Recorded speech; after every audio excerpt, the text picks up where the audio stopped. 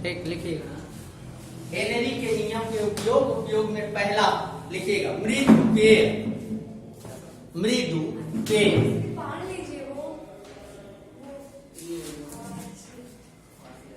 पेड़ में carbon dioxide की विलेयता बढ़ाने के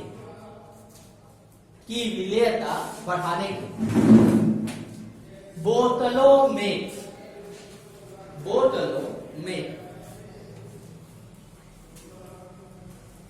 उच्च दाब पर गैसें भरी जाती। दाब जितना बढ़ाएंगे जाहिर सी बात है विलेयता उतनी ही क्या होगी, बढ़ेगी। हो गया। सेकंड नंबर लिखिए गहरे समुद्र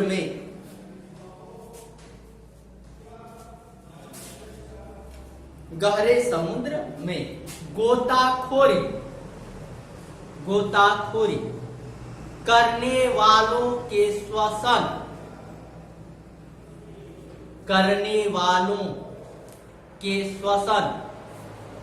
मिश्रण में ऑक्सीजन O2 के साथ हीलियम मिलाई जाती है।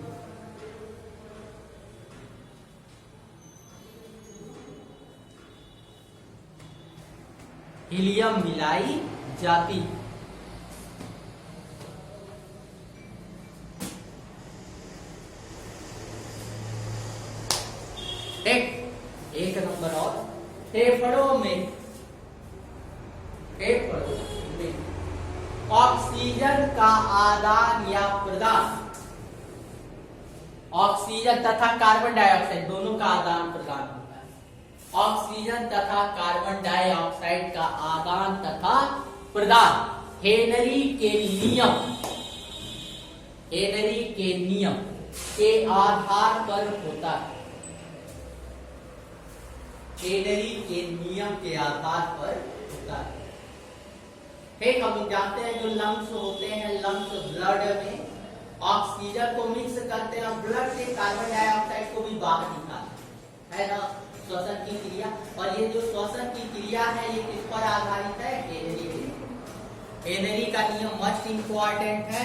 कुछ नहीं आएगा तो केवल इतना लिख दीजिएगा P = KH × chi। ठीक, यही है हेनरी का एग्जाम्पल, नोट करिएगा।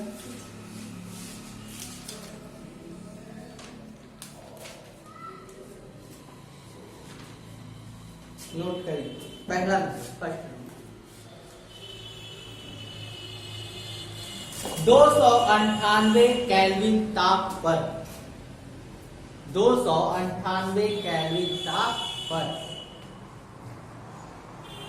कम जल में N2 गैस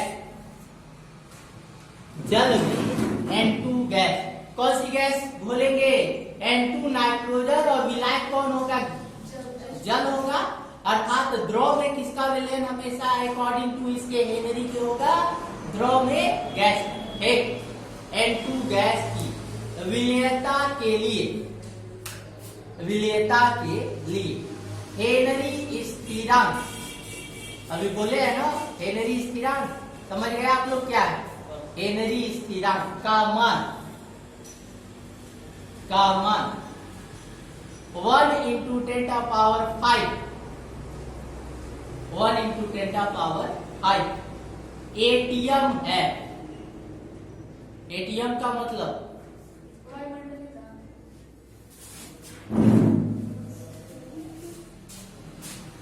N2 का मोल प्रभार, Y में N2 का मोल प्रभार 0.8 है, 0.8 है। हो गया, आगे लिखिए 298 केल्विन तथा 298 केल्विन तथा 5 वायुमंडलीय दाब, 5 वायुमंडलीय दाब पर 10 मोल जल, 10 मोल जल वायु से घुली, वायु से घुली N2 के मोलों की संख्या, N2 के मोलों की संख्या ज्ञात कीजिए।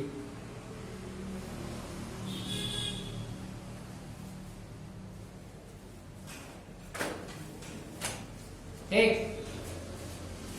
चलिए कैलकुलेट करो क्या होगा, कैसे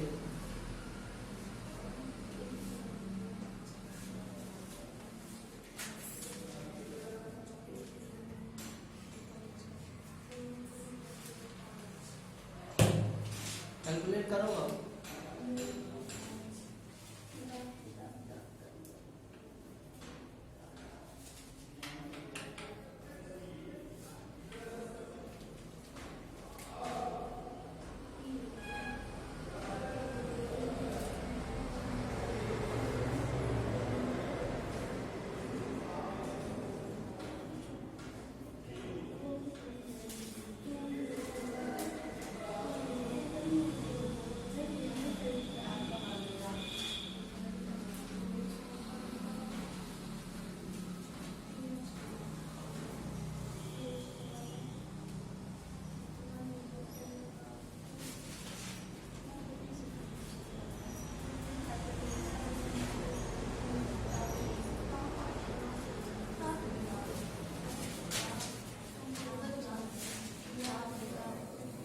नोट करिए, चलिए थोड़े रहे वैसे देख के आइएगा, नहीं आएगा कल का भी नहीं लगा सवाल, क्या, कल वाला भी नहीं लगा, नहीं रखे रहिए उसी पतला बना के रखिए।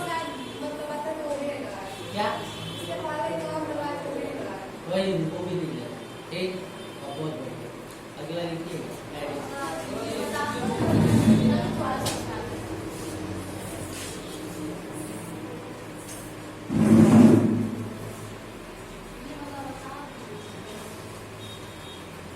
अगला जो है तो लिखिएगा विलयनो,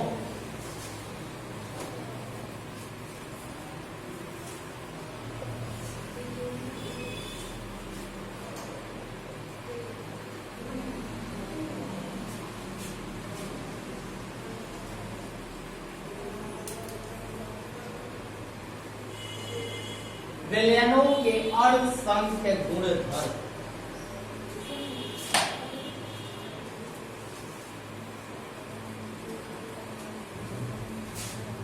देख क्या है, इसको देखते हैं, देखिएगा किसी अवाष्पशील, किसी अवाष्पशील विलेय के विलयन के, विलेय के विलयन के भौतिक गुण, भौतिक गुण जो उस विलयन में उपस्थित, जो उस विलयन में उपस्थित कणों की संख्या, जो उस विलयन में उपस्थित कणों की संख्या, कणों की संख्या पर निर्भर करता, कणों की संख्या पर निर्भर करता है। विलयनों के, विलयनों के असंख्य गुणधर्म, विलयनों के असंख्य गुणधर्म कहलाते हैं।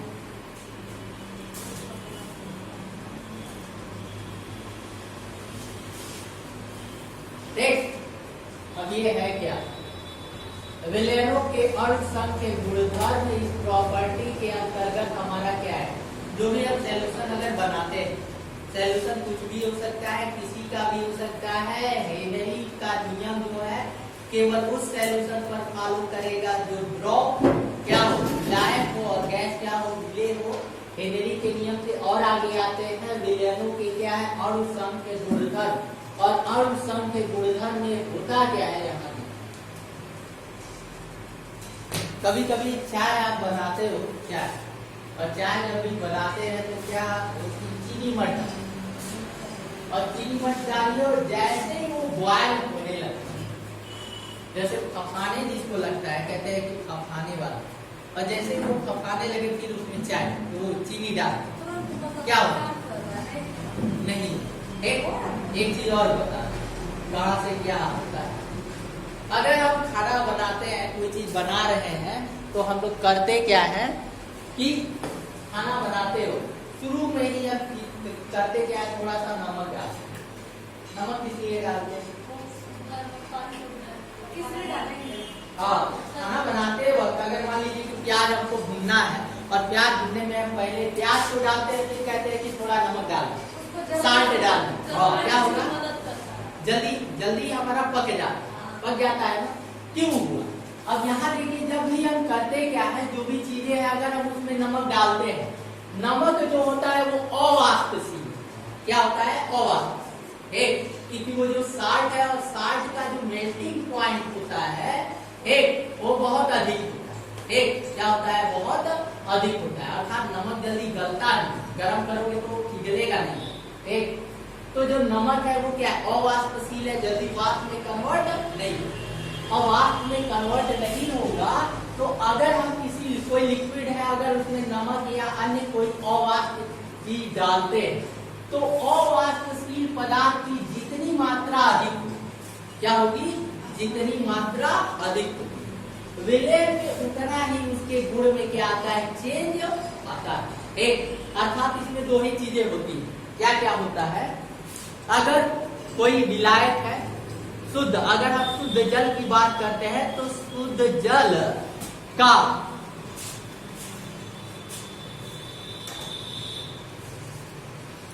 क्वथनांक कितना होता है, शुद्ध जल का क्वथनांक कितने डिग्री सेल्सियस पर वो वेपर में कन्वर्ट होने कितना,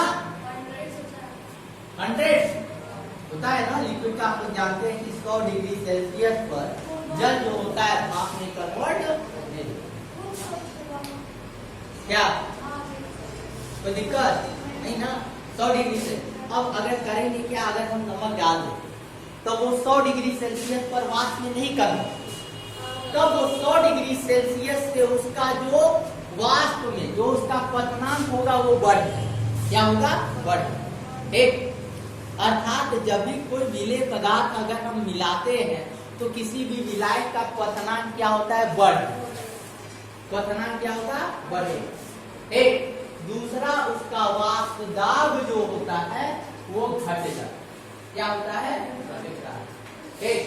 तो ये किसके कारण हुआ है, विलेय के कारण हुआ है, और विलेय के अणु की संख्या जितना मतलब अधिक रहेगी, परिवर्तन उतना ही अधिक।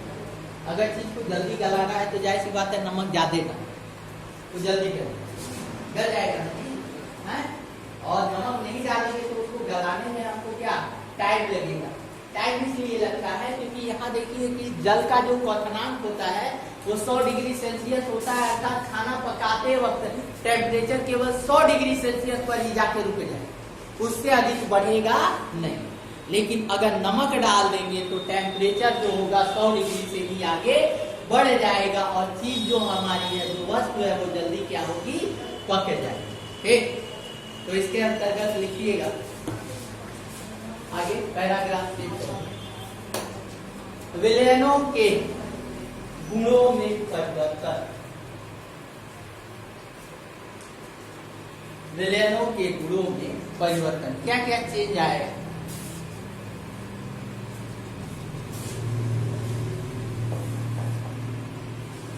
ठीक।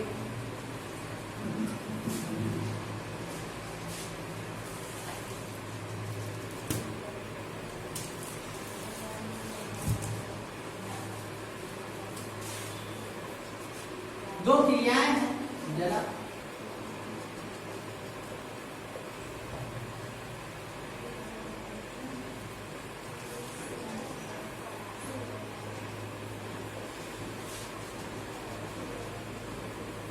ये है विसरण और दूसरा क्या है परासरण।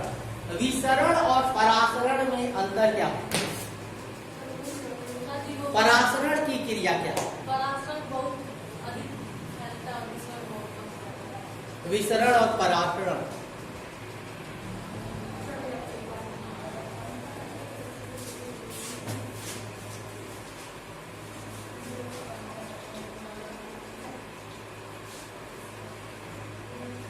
आरो आरो नाम वर्ड सुना है जी? आरो आरो का मतलब क्या है? शुद्ध पानी। हमारे हिंदी में देखो, आरो का मतलब पानी। क्या? पानी को शुद्ध करता है। आरो मतलब है मशीन है, मशीन है। मशीन। वो मशीन कौन सी क्रिया को करता है? परासरण करता है। परासरण की क्रिया से जल प्रस्तुत होता है। चलिए, बहुत अच्छा है, परासरण करता है।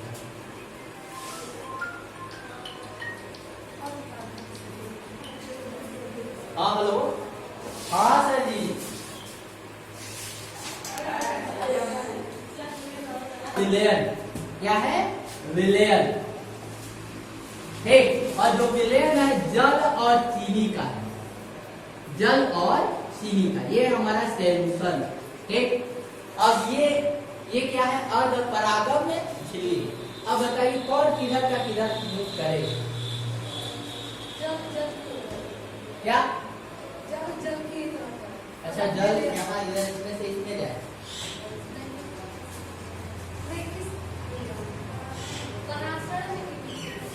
अब परासरण विसरण हम बाद में बताएंगे। परासरण में है। परासरण की क्रिया में हमेशा क्या होता है? पार्चमेंट झिल्ली होती है और उस पार्चमेंट झिल्ली में ही सारी प्रोसेस होती है, परासरण की क्रिया होती है। अब परासरण की क्रिया में हमने बताया क्या? इससे देखिए कौन जाए? जल जाए। और जल किधर से किधर जाए? अब यहाँ देखिए, इधर से इधर जाए जल नहीं, जल इधर से इधर जाए। हमेशा ऐसा होता है, ये क्रिया उस तरह से है। हम बता इधर हमारा कंसंट्रेशन हाई अर्थात ये गाढ़ा, और जहाँ केवल जल है ये क्या है? हल्का। और जब भी विलायक अगर इधर से इधर जाता है तो वो हमेशा गाढ़े से पतले, वो पतले से गाढ़े की, एक पतले से गाढ़े की, अर्थात होता क्या है? जल इधर से इधर है, एक। और ये क्रिया तब तक होती रहेगी जब तक कि दोनों का कंसंट्रेशन सेम न हो। और जहाँ कंसंट्रेशन सेम हो जाएगा, ना इसमें से इसमें जाएगा, ना इसमें से इसमें, ठीक। अगर मान लीजिए कि यही हमारा ये पार्चमेंट झिल्ली 9 है, और पार्चमेंट झिल्ली की जगह हम यहाँ एक ऐसा प्लेट लेते हैं या कपड़ा ले लो, और कपड़े में ऐसे सुराख छिद्र, ठीक। अब छिद्र रहेगा, छिद्र के ऊपर क्या है? जल है, और नीचे क्या है? विलयन है, और विलयन में किसका है? चीनी और जल। अब होता क्या है कि अब यहाँ तो पार्चमेंट झिल्ली है नहीं, सुराख है, जो भी हमारा ये लेयर है, इस लेयर में क्या है? सुराख। अब क्या होगा कि जल इधर से इधर मूव करे, और जो हमारा चीनी है वो इधर से इधर, एक चीनी इधर का इधर जाएगा और जल इधर का इधर। यहाँ मूवमेंट किसकी है? दोनों की, विलय और विलायक दोनों, ठीक। तो ये कौन सी क्रिया हो गई? विसरण। और परासरण की क्रिया में केवल विलायक एक में से दूसरे में जाता है, ठीक। अब आते हैं परासरण दाब। क्या आते हैं? परासरण दाब। जाहिर सी बात है, अगर ये विलायक जो है, एक विलायक इधर से इधर आएगा तो कहीं ना कहीं इस पर दाब को क्या करेगा? लगाएगा। उसी को हम लोग क्या कहते हैं? परासरण दाब, एक। तो लिखिएगा, हेडिंग रहेगा विसरण। आरो का मतलब होता है रिवर्स ऑस्मोसिस, ठीक। और यूवी का मतलब होता है अल्ट्रावायलेट। क्या होता है? अल्ट्रा वायलेट, कई लोग कहते हैं यूवी और आरओ, क्या है यूवीआर, अर्थात अल्ट्रा वायलेट। और अल्ट्रा वायलेट क्या करता है? अल्ट्रा वायलेट अर्थात पराबैंगनी किरणें करती क्या है? क्या करती पता है? में खोलने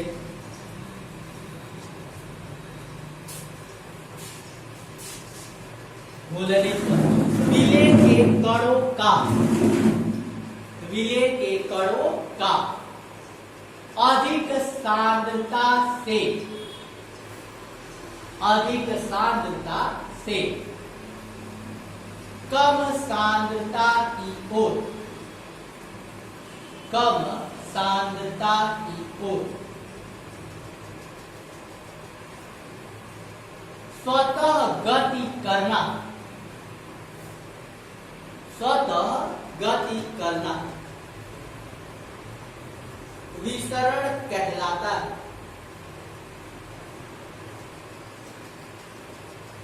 विसरण कहलाता है। ठीक, अब यहाँ एक चीज और बता दें। आप कहोगे कि सर ये अभी आप कह रहे हैं कि विलय और विलाय को दोनों मूव करता है, लेकिन लिखवाया गया है केवल विलय को।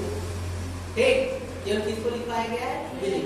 अगर हम बात करते हैं इधर उधर जाने की, तो जाहिर सी बात है जो विलायक होता है, विलायक हमारा लिक्विड फॉर्म में रहेगा और लिक्विड के जो कण होते हैं वो तो गति करते ही। एक और विसरण की अगर क्रिया को देखना है तो आप लोग करिए क्या, एक जल लीजिए और जल में एक बूंद इंक को डालिए। इंक क्या है? विलय है, विलय है।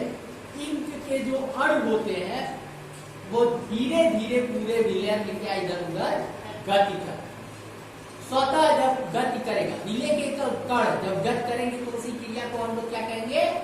विसरण। एक और परासरण में केवल कौन गति करेगा? एक अगला है परासरण। परासरण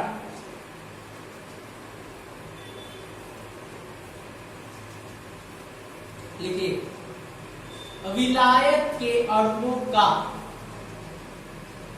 इसमें आ गया बाबू विलायक, एक विलायक के अणुओं का अर्ध परागम्य झिल्ली, अर्ध परागम्य झिल्ली में से होकर, अर्ध परागम्य झिल्ली में से होकर शुद्ध विलायक से, शुद्ध विलायक, शुद्ध विलायक से किसकी ओर जाएगा? शुद्ध विलायक से किसकी ओर? विलय। जैसे मैंने बताया था जल जो है, शुद्ध जल किसकी ओर जाएगा? विलय, चीनी और जल। एक शुद्ध विलायक विलय की ओर, विलय की ओर की गति की क्रिया, की गति की क्रिया परासरण कहते हैं। तो परासरण गति की क्रिया को परासरण कहते हैं। सिंपली ये याद रखिएगा, अगर विसरण की क्रिया है तो उसमें विलय और विलायक दोनों मूव करेंगे। ठीक, अगर परासरण की क्रिया है तो उसमें केवल विलायक, शुद्ध विलायक ही क्या करता है? मूवमेंट करता है। ठीक, आगे अगला जो हेडिंग है वो लिखिएगा, विसरण तथा परासरण में अंतर।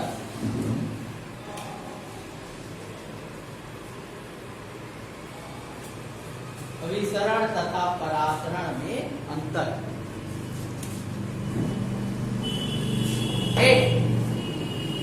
अब यहां देखो, अब परासरण और ये हो गया विसरण। ठीक, कोई दिक्कत नहीं ना? थोड़ा ध्यान से देखिए, आपको अगर लिखना है दोनों ध्यान में।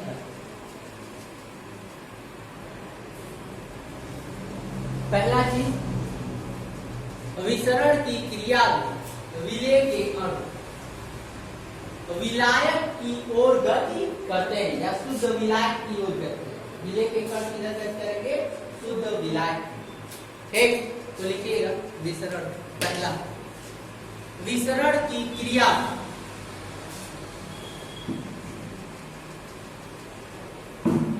विसरण की क्रिया। विलेय के कण, विलेय के कण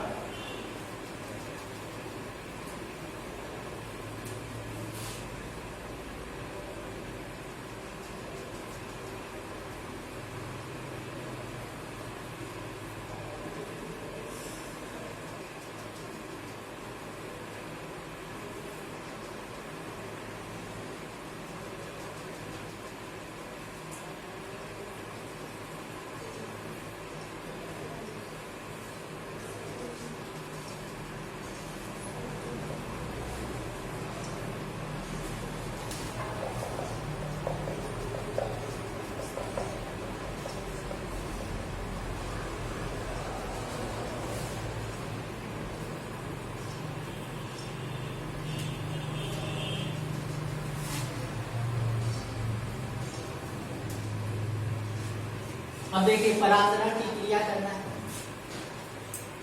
ये हमारा क्या है, नीचे का विलयन है, ऊपर का क्या है, विलायक, शुद्ध विलायक, उसमें कुछ मिला है, और नीचे क्या है, विलयन।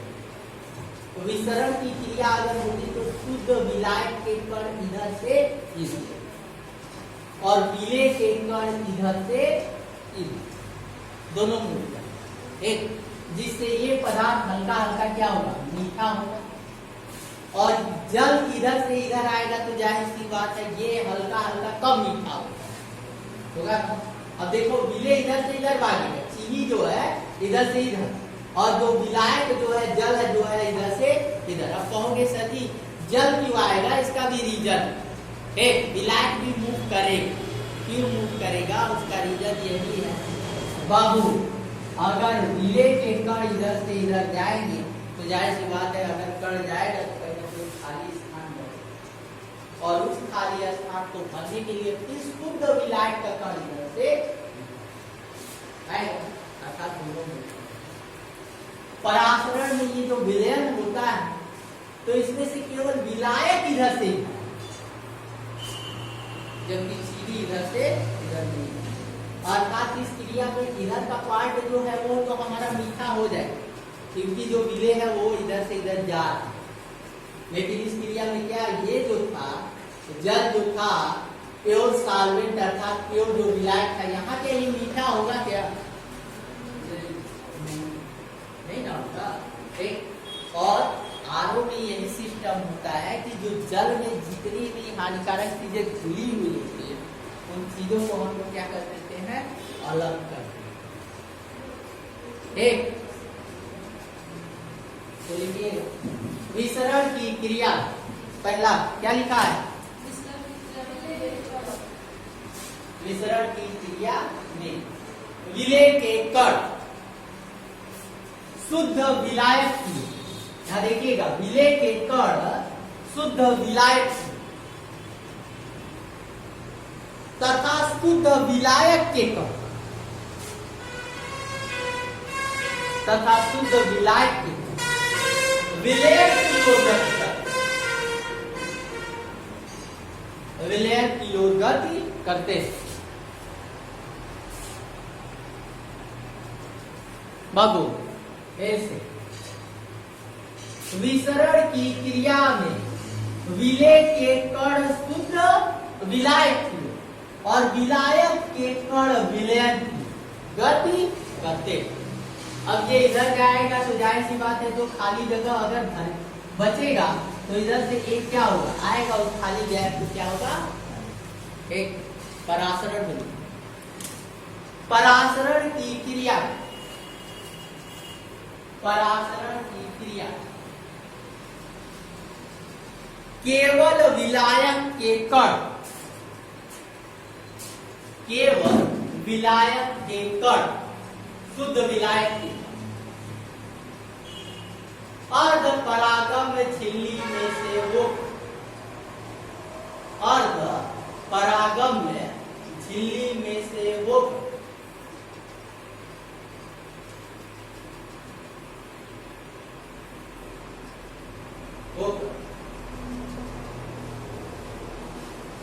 विलयन की ओर गति करते,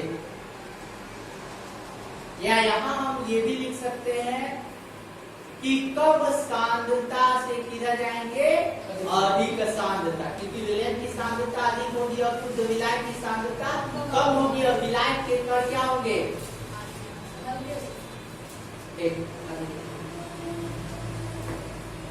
अभिसरण की क्रिया द्वारा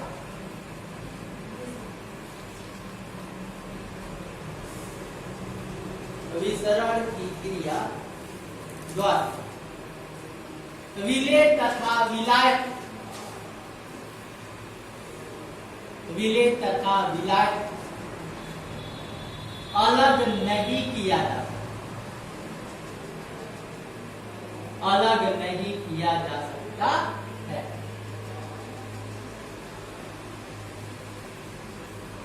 जब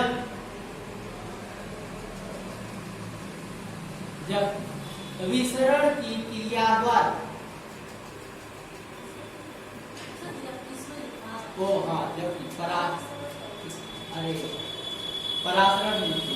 परासरण की क्रिया द्वारा विलेय तथा विलायक को अलग अलग किया जा सकता है।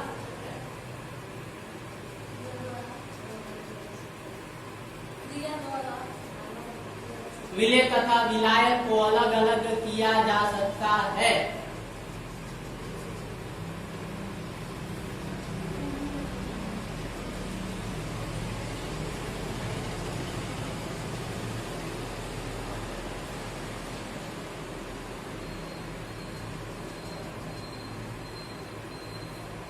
बाबू देखो जी 30 मिनट का हुआ क्या, रिकॉर्ड हो जाएगा।